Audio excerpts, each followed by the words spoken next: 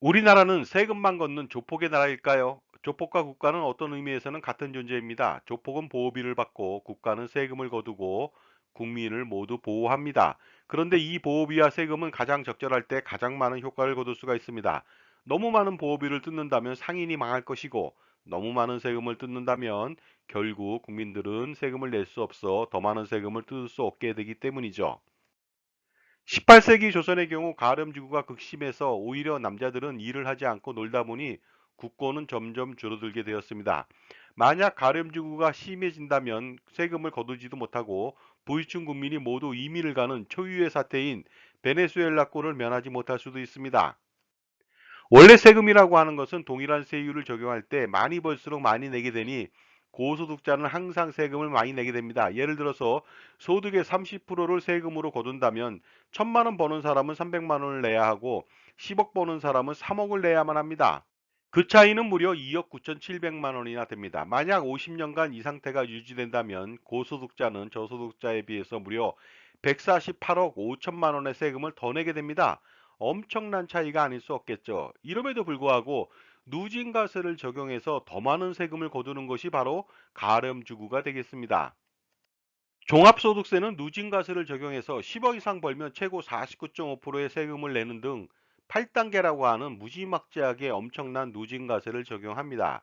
양도세마저도요. 1세대 3주택인 경우 양도세 중과를 통해서 최고 82.5%라고 하는 정말로 전 세계에서 유례를 찾기 힘든 엄청난 최악의 세금을 부과하고 있습니다.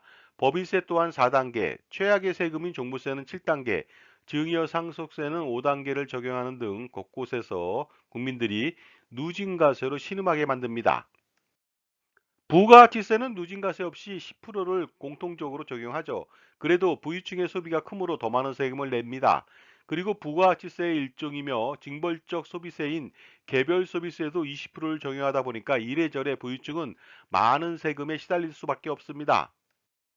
사실 누진과세를 적용하지 않아도 세금은 많이 거둘 수가 있습니다. 유류세, 담배세, 증권거래세 등 많이 소비한다면 더 많은 세금을 내기 때문에 누진과세는 필요 없는 것이죠. 괜히 세금을 부유층에게 더 많이 거두려는 속셈에 불과합니다. 누진과세라고 하는 것은. 머리 나쁜 정책가는 세율만 만지작거리며 세금을 올릴 생각만 합니다. 그러나 현명한 정책가는 세금을 많이 낼 수 있는 환경을 조성하죠.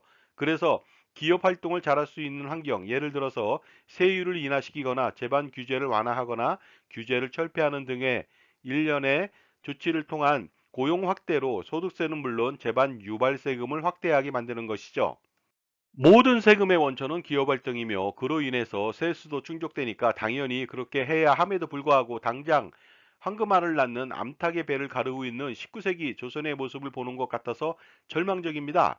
조선은 사실 가렴주구와 부정부패로 자멸했다고 봐도 이상할 것이 없는 나라였습니다. 한낱 조폭도 보호비를 더 거두기 위한 사업 추진과 자신의 보호 아래서 영업하는 사람들의 영업 증진을 위해 노력합니다. 그들이 많이 벌수록 더 많은 보호비를 받을 수 있기 때문이죠. 이제 국가도 조폭한테 이러한 철학을 배워야 하지 않을까요? 그러나 백년 하청이라서 한스럽습니다.